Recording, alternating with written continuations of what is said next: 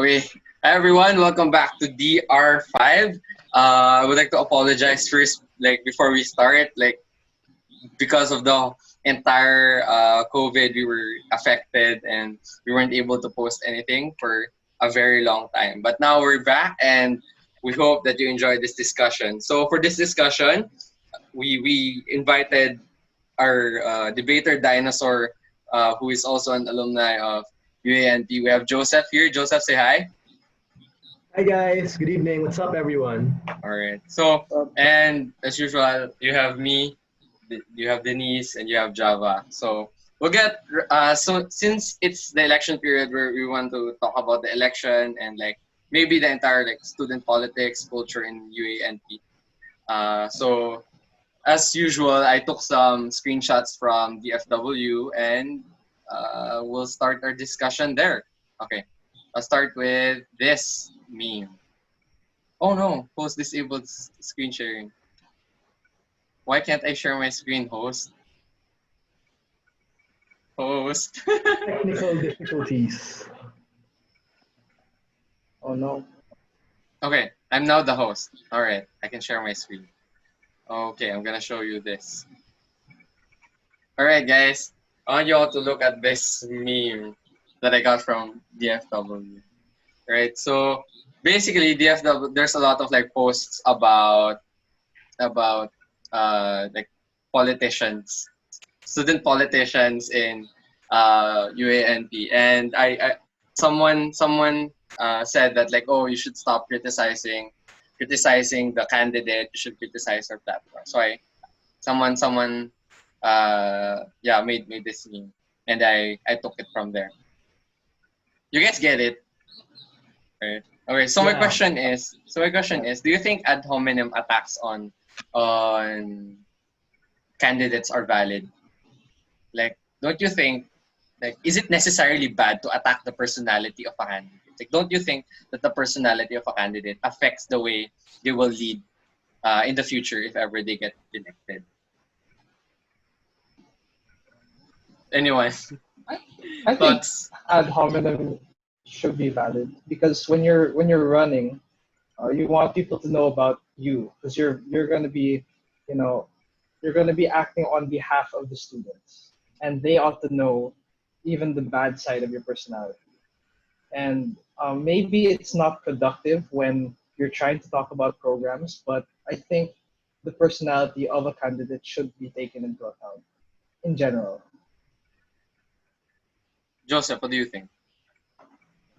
I think it's a valid political expression. I think it's an entirely different discussion altogether, whether or not it's, good or moral or ethical. But in terms of freedom of speech and being able to put yourself in a position where you are running for, let's say, office in student body, then for me, I think this is something which it's like a risk that comes with your decision to put yourself on that public spectacle. Okay, And yeah, sorry. let me put it Yeah. this way. Like, should voters talk about the personality of the candidates? For sure. Yeah, I think Yeah, so. yeah. Yeah, they can do whatever they want, and I think if the people want to talk about it, then the people can talk about it. Right? Yeah, but like, there's a lot of like bad aspects in a person. Like whoever runs, confirmed there will be like, I'm pretty sure there will be like some like shade that could be thrown over Mhm. this person, right? But if Yeah. like ad hominem attacks are valid, right? Wouldn't that make the discussion about like student politics toxic one? So here, like you can look at it this way. Parang you're gonna have some people who are logical and woke and things like that who are gonna be very objective, who are going to talk about the political platform. But you're also gonna have other people who are mudslinging, throwing all sorts of shade and whatnot. And I think it's perfectly fine. You know why? It's because assuming these things were not true, assuming they're lies or they're extended truths, then the person in power can refute it, or he can say it's not true. Then that's when you can have, discussion about things like that. But assuming it were true, and assuming that, let's say, this particular ad hominem attack might imply something about their personality, which might affect also their platform, then that can be exposed. Do you agree with that, Denise? That like, oh, as long as we have like more information about the candidate, then that's basically a better like paradigm to live in. That like, oh, at least we can talk about them.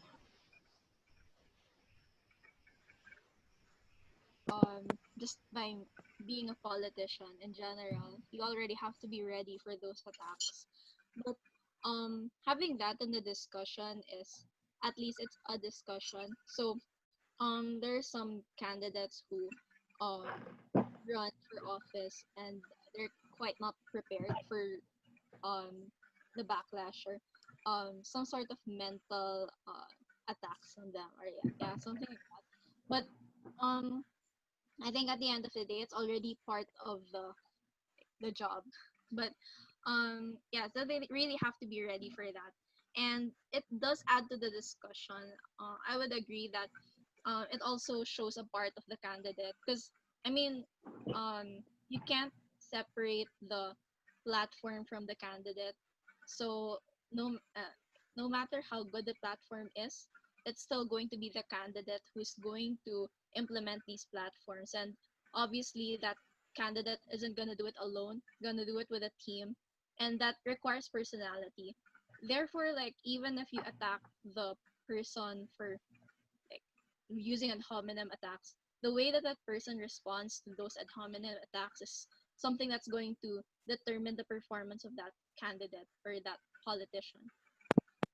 But like we're all assuming that like these ad hominem attacks would like add to the general healthiness of the election itself because of the richness of information that we're able to derive from it. But like what about the negative side of it?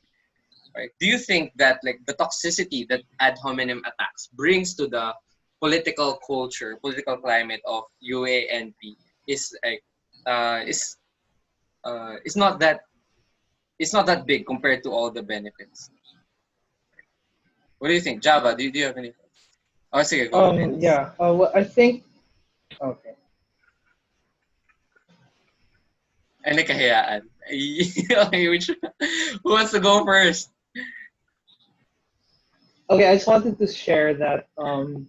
I think it can get excessive. I mean, there's potential for it to sort of derail conversation, especially in the context when people are supposed to be talking about more productive things. If they get too caught up on it, maybe it means that they really did something wrong or what, but it could block them from potentially having more productive conversations.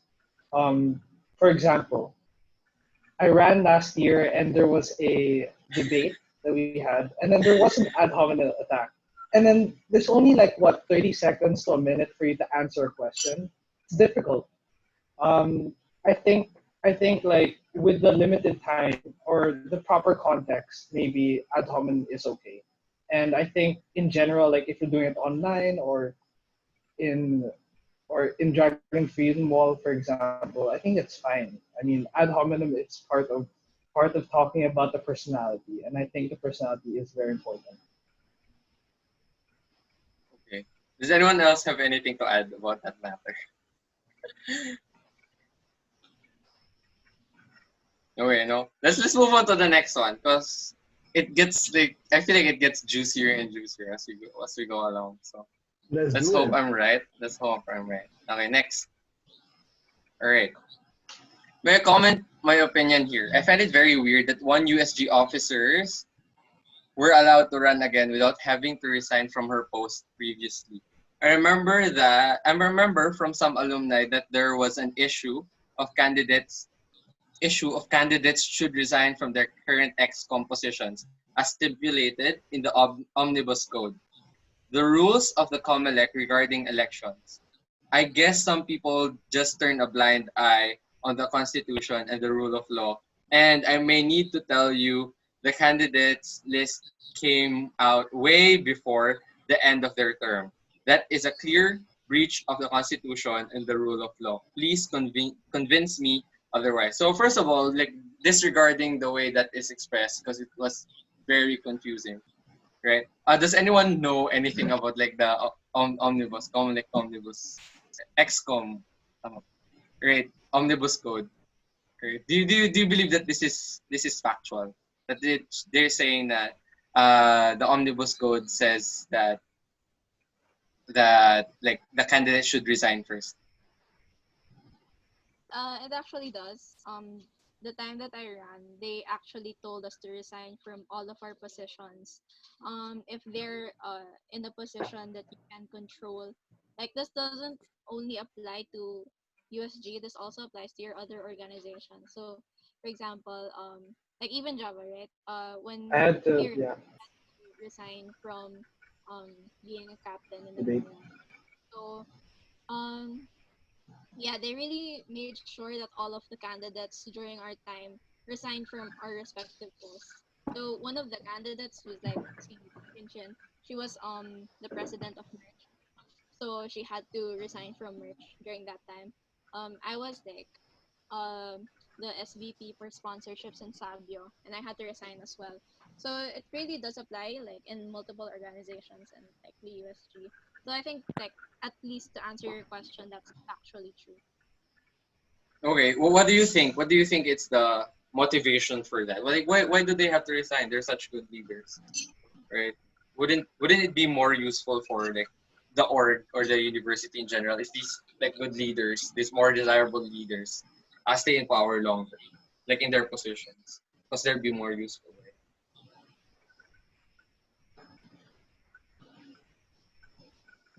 For me, I think like it's one discussion whether or not this is legitimate, like it's part of the constitution or the omnibus. So assuming I guess what Denise said is correct. So it's part of the constitution. So I guess the reason they have that is so that the priorities of the individual can be focused on the task at hand, meaning taking care of your particular school or being able to contribute in the student government. But I personally believe, like, this is just my opinion, that we shouldn't have that rule. It's called time management. And in the real world, or let's say life outside the university, you're going to face so many different responsibilities and priorities, a lot of things. And if you really wanted this position of leadership, then you should have the competence to be able to juggle all of those things and the emotional willpower to power through the hardships of the conflicting responsibility. What about you, Java? Do you agree with that? Like that we shouldn't even have this rule. I think the rule might be there because maybe you can use that influence with your position to have people vote for you. But if that happened, people would report it, and that's some bad press. People won't vote for the person. So I personally don't think it should because if you, I mean, it's gonna show anyway that if you can't juggle the responsibility, like Joseph said. So yeah, I don't think it matters so much. So you're saying that like, oh, they're scared that this person will use their position to, I would say, convince like or force people, influence people into voting for them. Like because like for example, if you're a president of an org, then most probably you can convince your subordinates to vote for you just because of seniority or like whatever influence you have over them. Right? Okay, so in that context, do you think the influence of a student leader in an org is really that powerful to the extent that we should ban them from no, not ban them, we should ask them to resign from their posts? What do you think, Denise? Do you think it's like do you think they should resign from their posts before uh, running? It's actually this principle in admin law. So, for example, if you're a public officer and if you're running for an elective position, um, you have to resign from your post before you're elected. So, for example, if you're a mayor, current mayor, and you plan to run for president, you have to resign from your post as a mayor for you to be able to be a good, like, to be a legitimate candidate, like, basically, like, considered a candidate in the presidential elections. So the rationale behind that is, I mean, it's part that the influence is already there. There's more, there's more potential for you to influence your current fan base, or even use the people under you to, push for your agenda. But aside from that, is obviously there. If you're having a certain function, for example, if you're a mayor, you can't also be a president at the same time. You have to choose one or the other, right? So that's the same principle that I think should happen here. Like, obviously, if you're, for example, you're the president of Merch, you can't also be a USG representative at the same time, because that would be like, because obviously there's a structure, right? So the USG officers are, um they're basically the heads of these subcommittees. So you can't be your boss and your um sub at the same, you call it sub employee, something like that. But yeah, you can't have that um relationship, because obviously there's a conflict.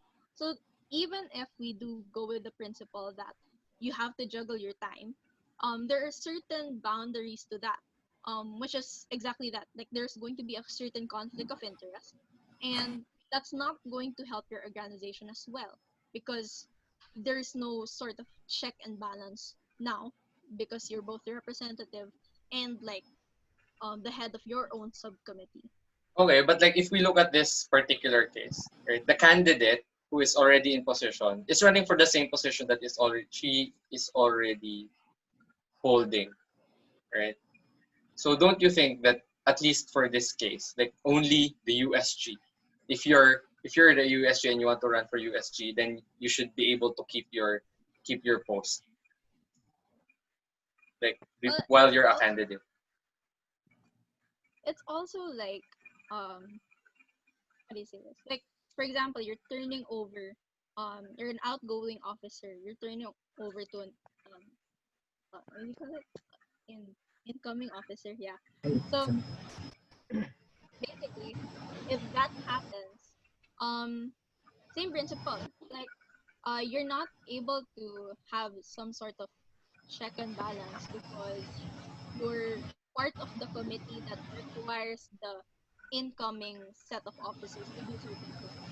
So let's put it this way.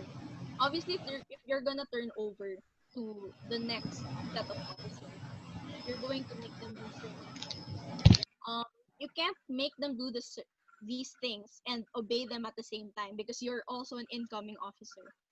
So that's what I'm trying to, like, illustrate here.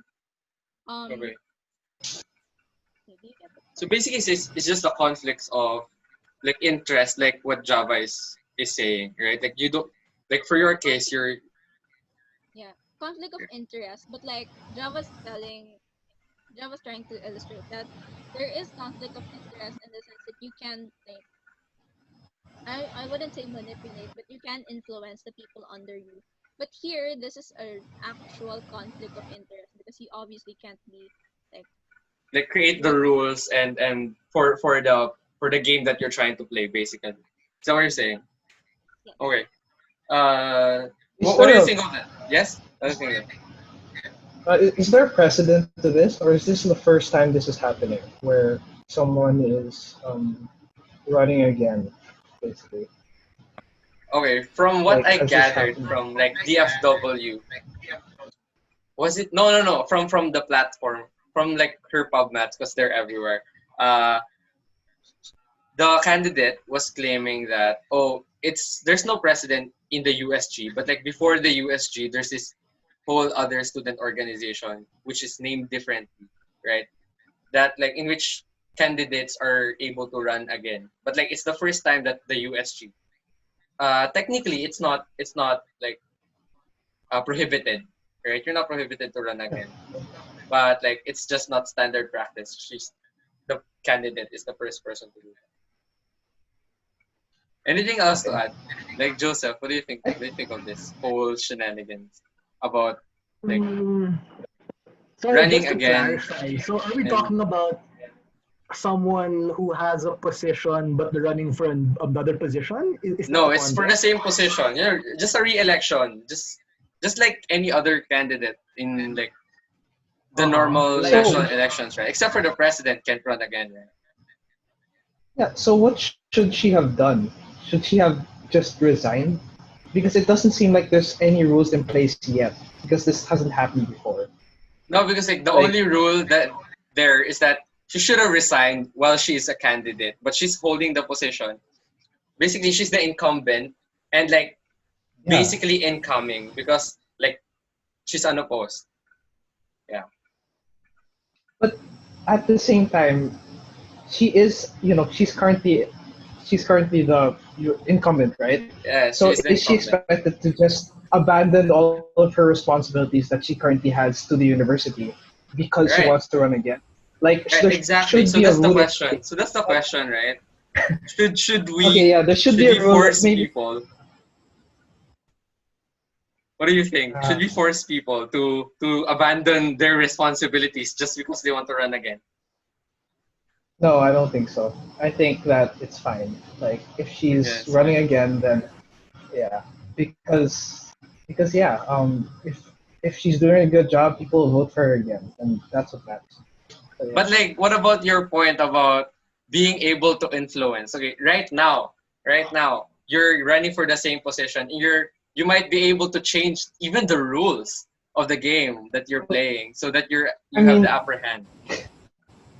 okay, like technically, yeah, what I said is true. There could be a use of influence, but either way, even if you leave that position, your influence is still technically there. People will still support you from that organization if they were going to support you anyway. I mean, I think, I guess I'm assuming, but even after I left Agora to run, I think I still had the support of some of the people from Agora. Like That's they would what still you help me think. out because who knows, man. No, yeah, I didn't win, so I mean, look where we are now. So Did you win, by the way? anyway, running no. It's because you abandoned us. Alright. You mean the first time or the second time? oh, Both times. Oh shit. Okay. Anyway, let's move on. interesting. What about you, Joseph? Do you have anything to add to that? Or do you want to move on to the No, I'm good. next We one? can move on to the next topic. Yeah. Okay, let's go on to the next topic. Okay, Be so it. alright, share my screen again, and hopefully nothing weird pops up. Share my screen. Okay, it's the same thing. Next. Okay, UA&P can't get a normal USG election because the loud, toxic students are always toxic towards any candidates. So, okay, we have Joseph. Did you ever run for USG? Nope. Okay, so we have two ex candidates here, right? Who Okay. I bet Interesting. received their share of like toxicity because of like the culture around politics in general. Like even if we look outside, Uh-huh. toxicity is there, right? So do you think that's the reason why we can't get a normal USG election because of the toxicity of the students? No, I Hmm. don't think so. I don't You think so, don't? man. I Well, mean, like, Why don't you what think so? what even is a normal elections? Like, I'm not so sure what that implies or what the presupposition behind that is, right? I mean, if we're talking about elections na walang drama or elections na walang personalan or elections na walang conflict, then that's not elections eh. Parang the nature of these things are to get messy and that's the that's the game. So you think that these personalan and drama are normal, are the normal of the elections. So what would you consider as like a toxic election? Hmm. What is a toxic election? Interesting question. Or do you think Siguro, toxic is normal? siguro kung walang laman talaga yung platforms or kung walang, there's no longer a focus on platform. and it's purely personalan. I mean, I'm not sure. I don't think I've ever seen that landscape. I mean, caveat, even when I was in the university, I wasn't really super active in university politics. I had other priorities. So, Java, what do you think about that? I think that it's not as toxic as people make it out to be. And even coming from being a candidate, yeah, it gets messy, but maybe it's because the people I ran against were like civil and nice. But it seems like the toxicity comes from people who are looking for it. I mean, if you look for toxicity, you're going to find it. And the more you talk about it, the more down the rabbit hole you're going to go. And if you're looking for the platforms, you're going to find the platforms. I think that it depends on the people themselves, what you want to go. What What about you, Denise? Before I go into the my additional questions, what do you think? Do you think toxic behavior in elections is normal, or like, do you think that's not even toxic? That's just that's how politics are is. I think that's not even toxic. I mean, I remember like running for office. I mean, no one really. I mean, okay, fine. We had fights with my friends, even people whom I call friends. But that's not the level of toxic that's going to literally drive a person insane, because obviously they're going to say stuff about you, but I mean it's part of the whole thing. I think maybe it would be toxic if, I don't know, may nakaabang sa labas ng school, boom, boom, boom. Yeah, that kind of crap. But like I don't think that it's toxic to that level, because I mean other schools have it even worse. So I don't think that this is even toxic to begin with. Maybe it's toxic because of the definition or how you think it's toxic. But I mean, if you're a sheltered child, you probably would think that this is already toxic. But if you're out there, this is even far Uh, from what toxic is. Maybe a toxic election could be nagbabayaran ka with like other people just for them to vote for you or something. But that's not the case here. You still talk about ideas in general. You criticize platforms or even personalities, but that's far from what they think toxic is.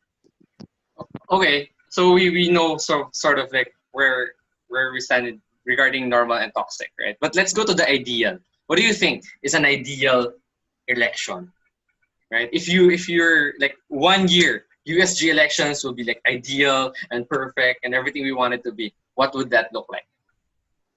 Anyone has an idea? Just throw it out there. Oh, go for it. School of Management not having a failure of elections. Lol. Coming from the School of Management, given our huge population, it's just super hard. And personally, I don't fully understand why it happens, but yeah, mahirap. I vote, by the way. You can check the records. Lol. How about Java? What do you think is an ideal election? Is it an election where you win? no, I don't. No, I don't think so. Because honestly, I think that I couldn't do the job that JP did. Like it looks really hard. Like I don't know how he managed that.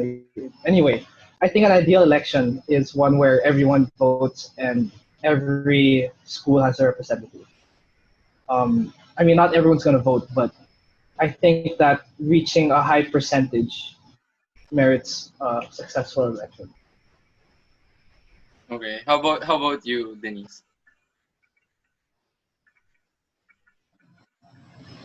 Lot of, I mean, we have debates, right? But I think there should be more discussion about platforms, projects, and all of these things that are important, like opinions of the students, of these candidates in general. So I think that there has to be a lot of discussion, and that's for me an ideal type of election. I mean, when you look at the broader scale of things, national elections have a lot of campaigning, and the campaigning aren't just like, there aren't speeches, but they're like legit question and answer. Like you really have to talk to the people, and it has to be as engaging as possible. Like it has to reach like everyone. Everyone has to know about their project, and I mean, despite critiques and stuff like that, obviously candidates have to yeah, they have to engage regardless. They can't just like shy away in their corner if they feel attacked or something like that. So that for me is an ideal form of like elections. It's not just, I mean, obviously people are going to vote. I mean, it's not going to be under our control whether or not we're going to be able to reach that quota. But at the very least, the whole student body has to be active in this process of election. Okay, so based on your answer, so in summary, the ideal election is where the entire student body actively participates. Is that a like a good way of putting it? Yes. Okay. All right. So I think that's good for that topic. Let's move on to the next one. Uh, right. Next. Oh, just a random thought. I'm really Yes. Go surprised that ahead. Freedom Wall is still active, and I mean it's pretty cool to be honest. Like Yeah, I know. It's we're like like I thought. Yeah. Go ahead. years back. Yeah. I thought it was gonna fade after a few months. It's really awesome just seeing content there in general. Yeah. No, I think the anonymity really helps. Like if you want to say something Cool. about the school. I mean, like, I used to hate DFW because it used to be some place where you just like shit on people and there's nothing that makes sense that comes about it. But like lately, all the trolls kind of just like got tired of like trolling DFW, and there's a lot of like useful content in it now. Like the Saying recent their issues about what do you call that? Yeah, the recent issues about like sexual harassment stuff, like about the Oh profs, they yeah, all it was come out wild. there. Yeah, pretty That was pretty. wild. Yeah, you Intense. get updated basically. Okay, so next one. So apparently, Comelec used emergency powers due to the pandemic. So sis, what's the goal? To put people in power. How is that good? Sounds pretty bad, tbh. Okay, so for us to be able to discuss this, there has to be like some sort of background. So basically, there's an amendment to the constitution of the Comelec that removes that's the main focus of all the DFW comments about this particular matter, that it removed the quota, the minimum voting quota for a successful election, right? So the minimum voting requirement there is there to encourage people to vote, right? So that it basically says that okay, we don't, if we're not having people participate, we might as well not have an election, something like that, right? But because of the pandemic, obviously there will be very low voter turnout, right? So there was a referendum before this, which proposed a 50% plus one majority minimum.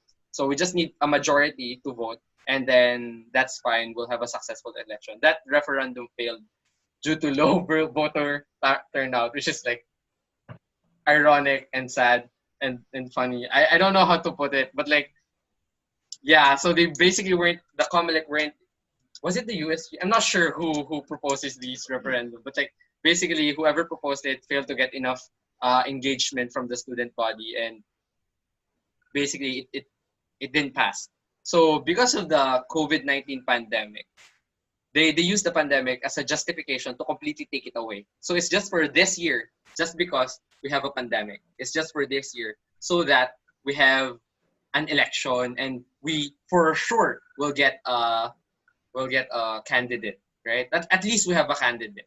So do you think the Comelec was right about was right about like doing this, of completely removing the minimum voting requirement?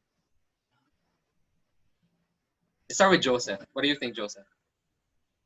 Mm, for me, to be honest, I'd rather have no candidate than one who is there without statistically winning. I mean, that's just the nature of how these things are computed. Like, you need to get the quote unquote statistical majority. And personally, I think not having a candidate or these things failing are really a natural part of the electoral cycle. As hassle as it is, even to the extent of like school of management, right? Like what I'm talking about earlier, or what I said earlier, having that reputation, I think it's a part of the process and it's something that takes time. So I'd rather have them not have done that emergency power change thing. How about you guys? Denise, what do you think about it? You know, I mean, I would agree that it's like it's kind of unreasonable to just take it away. Um, Maybe for me, like what I meant by prior consultation to the students is not I mean not just I get you have representatives and stuff like that, but like at least we have those COVID surveys weekly, right? So maybe we could base it off of who is whom UANP is able to reach throughout the pandemic, like or at least those who have internet connection. Like at least they could have that survey since they already had a lot of surveys, right? So they could have used those surveys to track how many of the student like yeah, how many of the student population can access internet who how many of UANP students can answer a Google form, right? So those can be like for a minimum quota.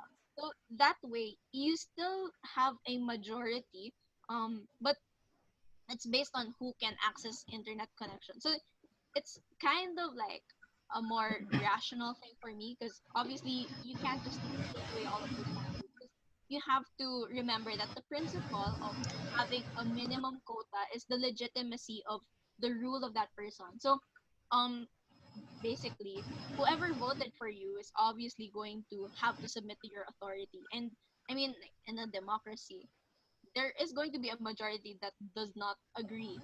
But at the very least, you can have like you're sure that a majority really wants that person in power and a majority really wants to conform to the rule of that person.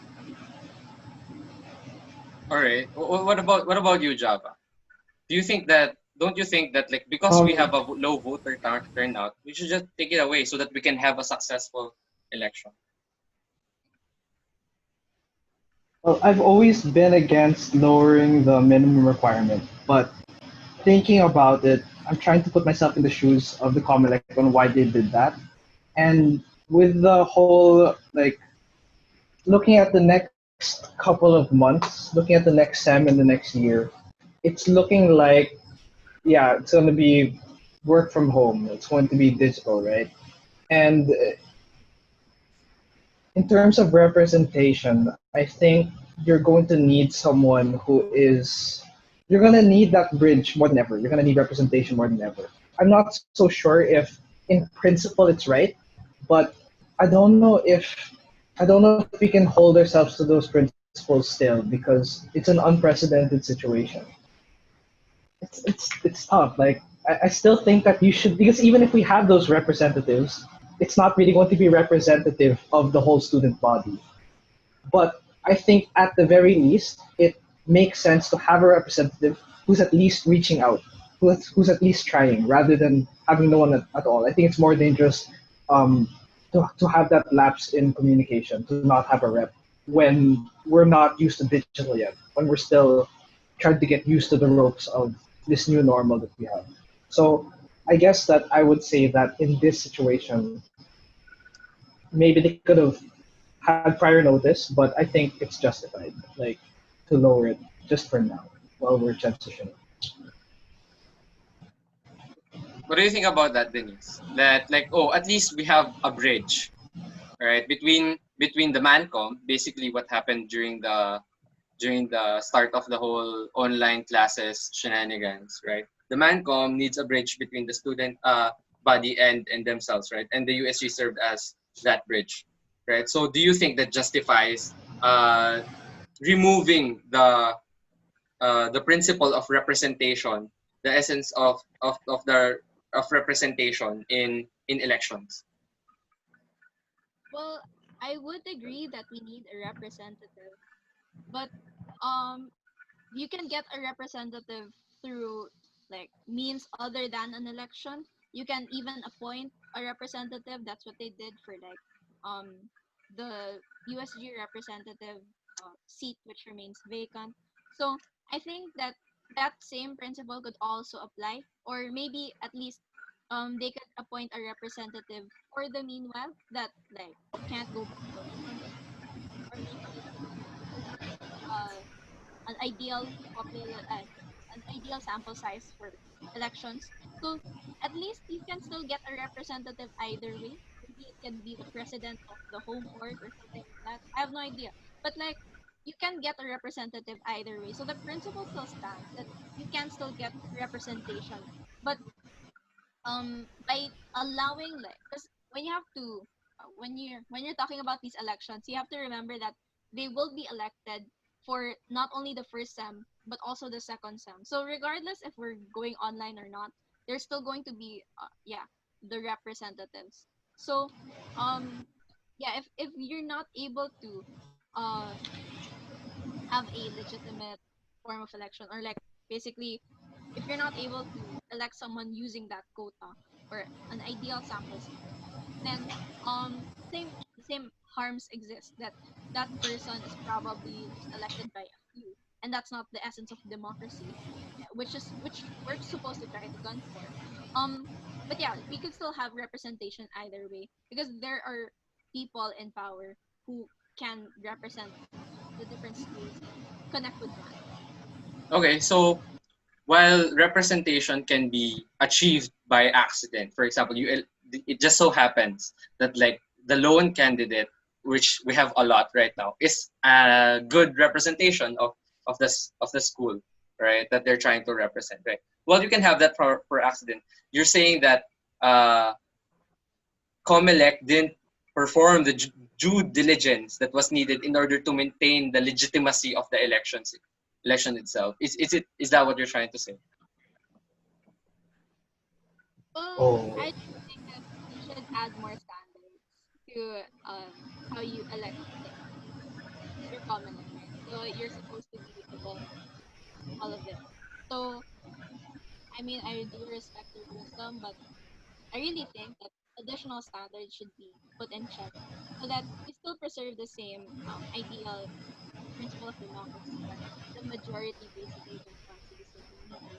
Um, but yeah, I think they really should have added these standards because either way, you can still get representation. You can still make these elections happen. I mean, in fact, um, just to say that the Institute of Law Student Alliance is also conducting its online elections. It has always been online, and the voting the quota has always been there, even until now. It's still there. So I think that that same principle can apply. I mean, we aren't much, but we're as much as I could say we're relatively as much as schools like SLG because we have around 100 plus in our population. But we still retain that quota. We think that it's not just because people can't vote or people are not interested to vote, but yeah, it's more of like COMELEC. Um, they have to really be responsible for these elections and make sure that um if you're yeah, you have to balance the interesting kasi it's not just pragmatic that you have to have a leadership. It also you also have to retain that principle of democracy that the majority really wants this to happen. What do you think about that, Lolo Seth? Lolo Seth, are you there? What do you mm, think about like, oh wait, there's no use of having a leader. What there is use of having a leader, but like having not having that minimum voting requirement there kind of takes away the legitimacy of the office. you're asking if the change in policy will remove legitimacy? Is that the question? Yeah, yeah, or maybe degrade it, not remove entirely. Do you think that that's the case?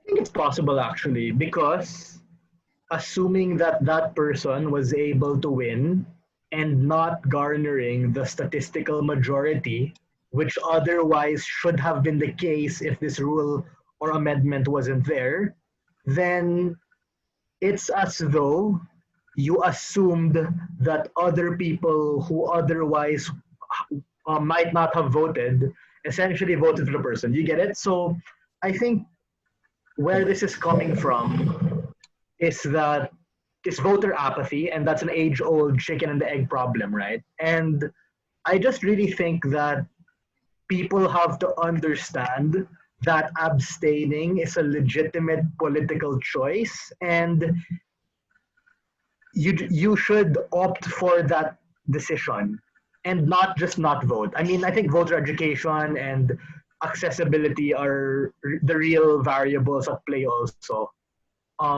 Things like that, which are super important. So making it clear to people that, hey, if you don't like this person or you don't want to choose between these candidates, just abstain. Because I'm pretty sure that some people legitimately believe that not voting is the same thing as abstaining. Also, it's not the same to not vote. So abstain is different from not voting. Definitely, yeah. Sure. So Yeah, if I definitely. were to elaborate why, it's because by voting abstain, you are legitimizing the process of the election system by declaring that decision. Because the COMELEC or the organization can't assume that everybody who did not vote would have abstained or would not have voted for you. You get what I mean, right? So, Yes. Yeah. yeah, I think those are the variables at play which are important. Okay. So Yeah. does anyone else have I anything can to add. add to that matter? Yes. Go ahead. Yeah, the way I would put it is that by voting abstain, you're basically saying I don't want to vote for any of the people in front of me right now. But if there was a better candidate, I would choose that person. By not voting at all, it's saying I don't think we should have any representation whatsoever to begin with. I don't agree with the whole USG idea. I don't agree with the whole system.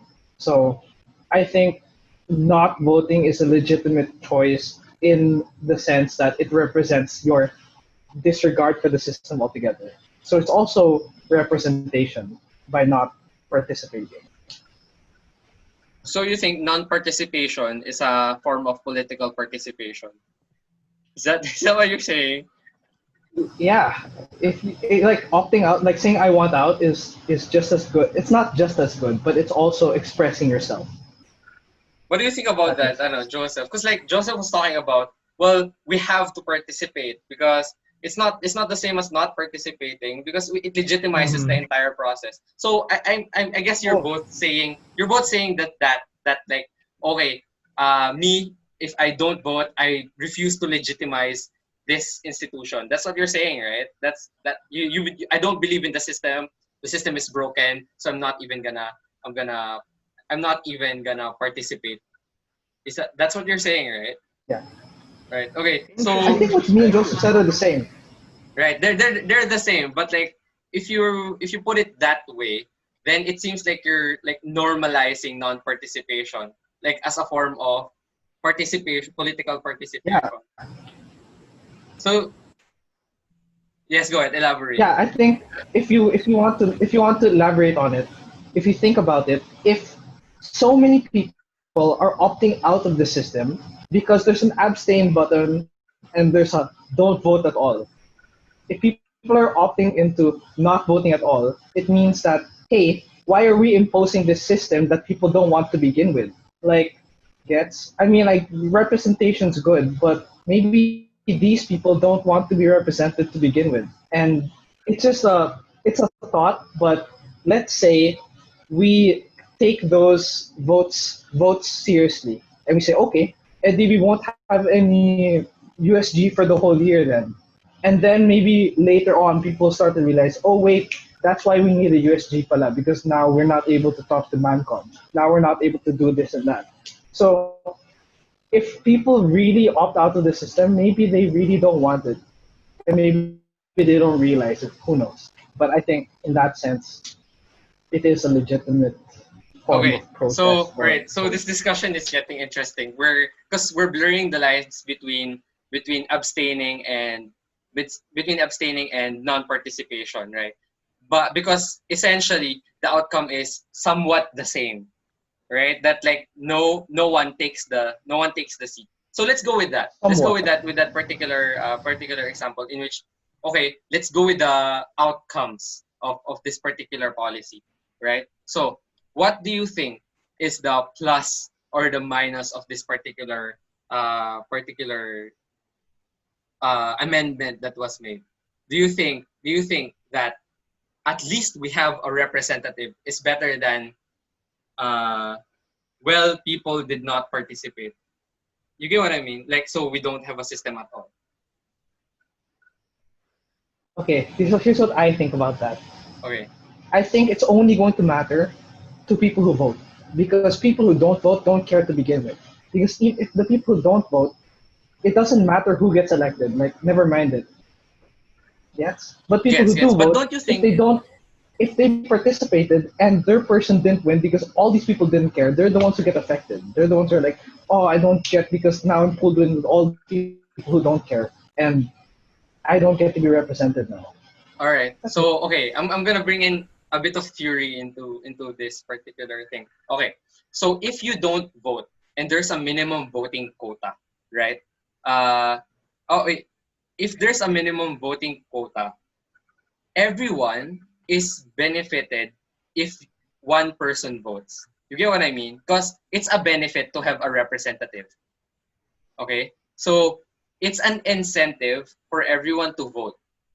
You get what I mean? Because like if I don't vote, I lose the benefit of having a representative because the system will fail, right? And Yeah. then if you don't have the voting requirement, right? Each individual does not have an incentive to vote. Why? Because you only need a small number of people to vote in order to get the benefit.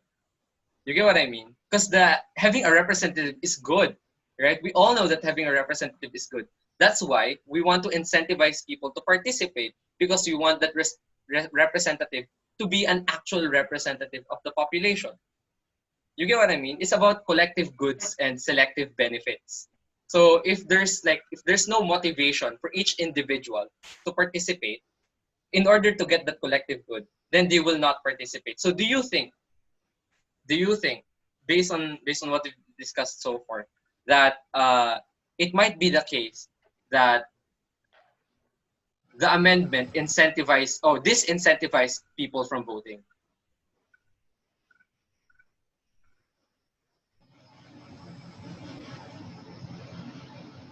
Is that too everywhere?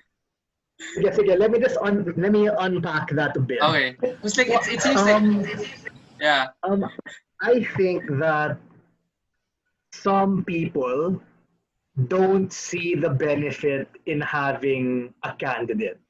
And perhaps that yeah, to begin idea with. links to what Java was saying earlier about maybe the reason why people who are not voting, it's not necessarily that they don't care, but they don't view this administration or this system as something worth their effort, perhaps, or worth their interest, or something to benefit them, perhaps.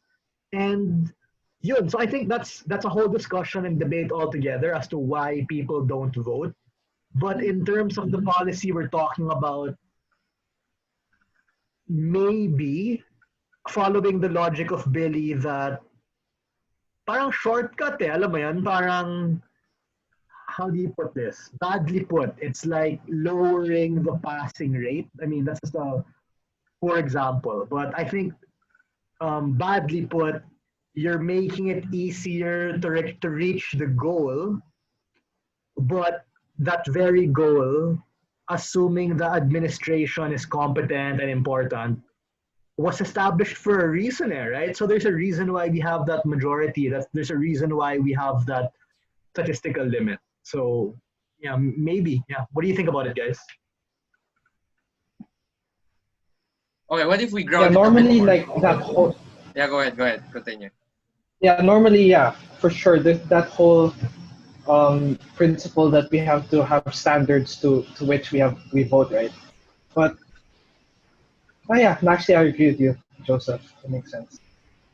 Yeah. So for this Sorry, case, go lang. okay, for this particular case, right, we have a collective benefit of having the USG there. So do you think that's more important of than having the legitimacy of the elections itself? Because that's the trade-off, I, right? wait, yeah, I'd like to ask a question though. Like, what? This is a real question, okay? How Yeah, go bad ahead. can it get if we don't have a rep? Like, like everyone's, it's always like, oh, you have to vote because this and that. But how bad can it really be if you don't have a representative for 1 year? I mean, Good question. Good question. That brings because us to the question of like, because what's the like value of to USG in the begin with, pandemic? yeah, because my theory is that people don't vote, or people don't vote altogether because they don't think the system works, right? But they don't think the system works because the USG doesn't have enough power to begin with to make actual change. Okay. So you think the solution is to give the USG more power? More power because be it needs to have it needs to be able to make a difference. It needs to be that important that it will get people off their seats to vote. Okay.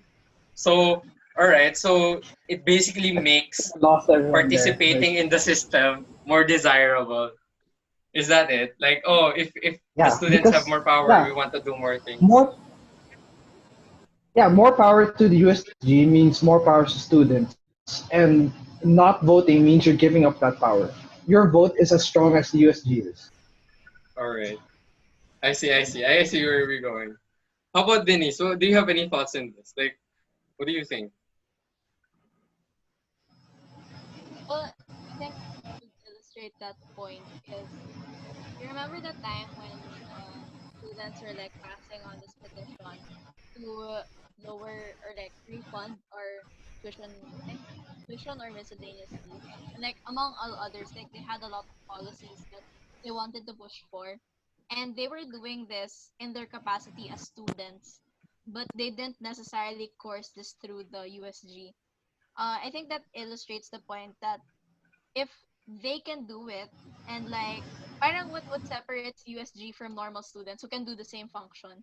So parang, and when you look at the proposal pushed for by the USG, it's also entirely different from what the students wanted, which I mean, they pushed for a certain policy and it was approved, but it's not necessarily the same petition, the same things written in the petition of these group of students who just form a group among themselves to push for certain policies. So parang I get the point that the USG doesn't have like that much power as we want them to have. So like, and if other people can do the same function without even having to go through an election and all of these official things, then I get the point that maybe it is valid for some people to not even want a USG, or an official representative for themselves. So USG needs to be more Revolution. useful. Is that it? No, no, no, More like power. Yeah. basically like they kind of need at least more teeth or more negotiating power, because random students could do the same function. Then what distinguishes you, then what makes USG important? Why do we need to have all of these elections? Why can't it just be a random appointment system or something like that? Yes. So Joseph was gone for a while, but like to tell Joseph what we talked about, it's like okay, so we were at the give USG more power thing, right? And then Mm-hmm.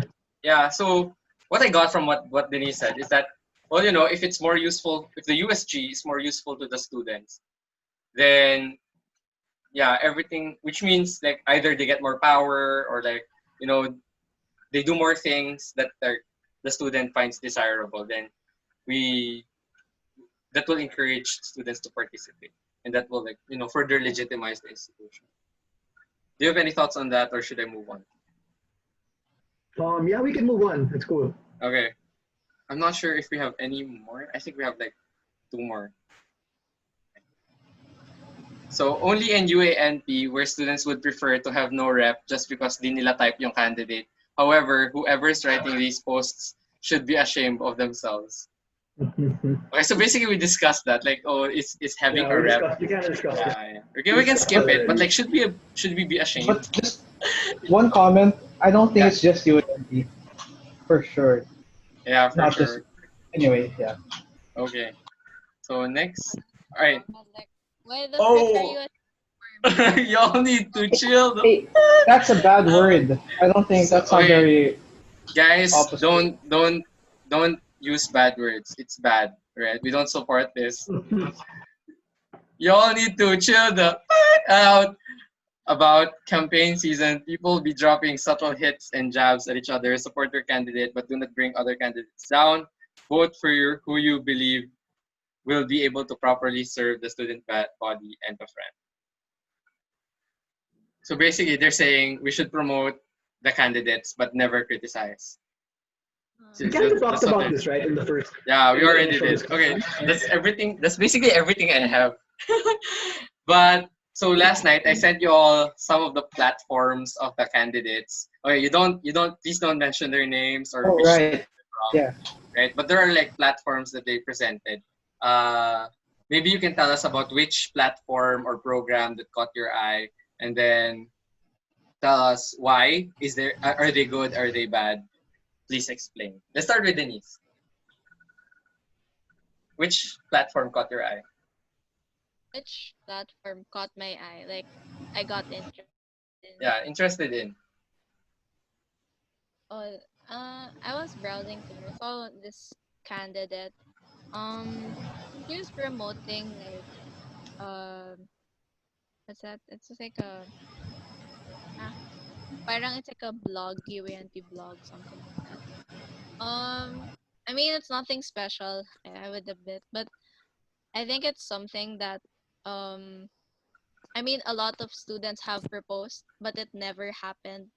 Like I saw a lot of candidates try to go for creativity and stuff like that, but I never really saw it in full action in the USG. And I mean, if the UA&P students really want to do this and express themselves in that way, well, why not? I mean, it's not necessarily obviously unique. Again, you can do it outside USG, but it's just something that caught my eye because what if it does happen? Then that'd be cool. I mean, a lot of people are pushing for arts because we're a liberal arts institution, but never happens really because I don't know. Maybe it's because we have other projects in mind which are prioritized more. So I like to see that happen. Java. Which project caught your eye?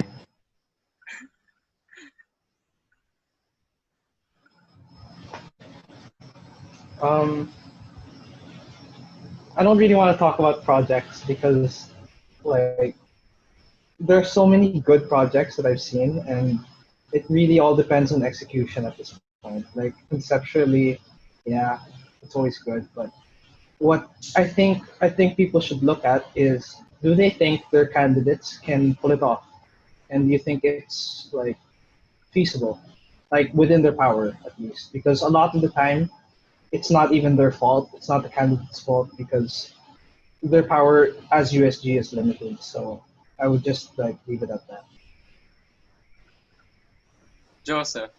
Which program do you think? I was reviewing. I was just looking at the platforms. I won't mention, of course, any political party or any candidate. Um, I think it's a general comment that quite a lot are kind of vague. Don't mean to throw any jab at any particular political party, but um, just a question before I might be making a presupposition. Were the were the pub mats you sent me supposed to be their platforms already, or No, no. no? There's like an elaboration for those are just like the summaries. Okay, Yeah. okay. So take back that comment. Um, interesting lang the one about the UA&P career mixer. So I think that's just something. Number one, viable, can't be too hard to organize. Number two, I think building a network outside the university as well as with alumni and alumni are super important. I mean, regardless of what course you are, having a network with other fellow dragons or other institutions is super important. So I'm always game for those kinds of mixers, those kinds of just social gatherings in which you're able to meet people. But I mean, given all this social distancing and COVID, I guess a lot of these things will be online. Not entirely sure how to mechanize that's a different discussion altogether, siguro. But yeah, props to that particular idea. So I have the same opinion as Joseph. I really like the mixer idea because of the Cool, right? there's just a lot of things that you can work with, and it's super viable. It doesn't even have to be like everyone. You can just pair up like one Yeah. student with one professional, and it's already such a valuable program. Yeah. So Yeah. that's all the topics that we have for tonight. It's night. Yes. And yeah, so in summary, please vote. Abstain is a legitimate form of political participation. If you don't believe in the system, uh, vote anyway, because like we need the representatives, yeah, or like we at least need some form of legitimization of the institution.